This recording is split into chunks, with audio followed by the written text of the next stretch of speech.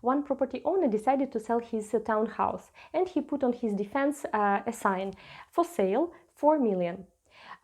His neighbor saw it, and he decided to sell his townhouse too. And he put on his defense the sign, for sale, 5 million.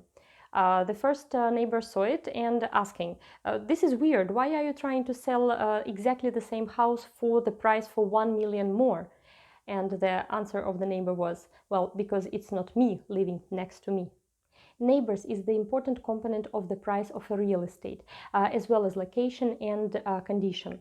It's not a secret that problematic neighbors can complicate the sale and lower the price of a real estate. Problems can be very different. Alcoholics, drug addicts, simply very noisy neighbors.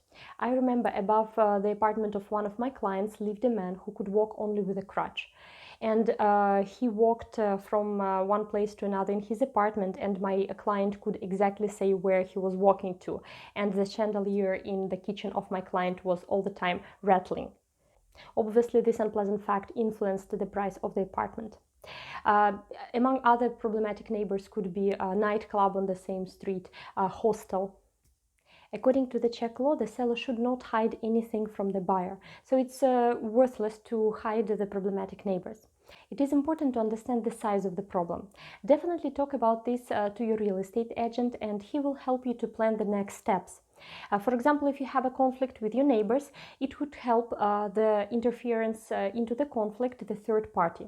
For example, the authority of a professional real estate agent could help when he talks to the neighbors and will explain them that it's not in their interest to prevent the sale. In the end of the day, they could get rid of you as a neighbor. Then the realtor could determine the real market price of the property based on the trouble with the neighbor. We cannot say that definitely all the problematic neighbors will reduce the price of the property, for example, by 10%, because the problematic neighbors in the center of Prague and in the house somewhere on the periphery of Czech Republic is not the same thing.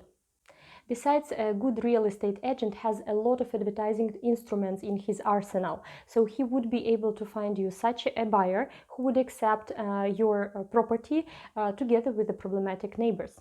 In my next video, we will look at the same problem with the neighbors from the side of the buyer, and I will tell you how to check the neighbors of the property you would like to buy.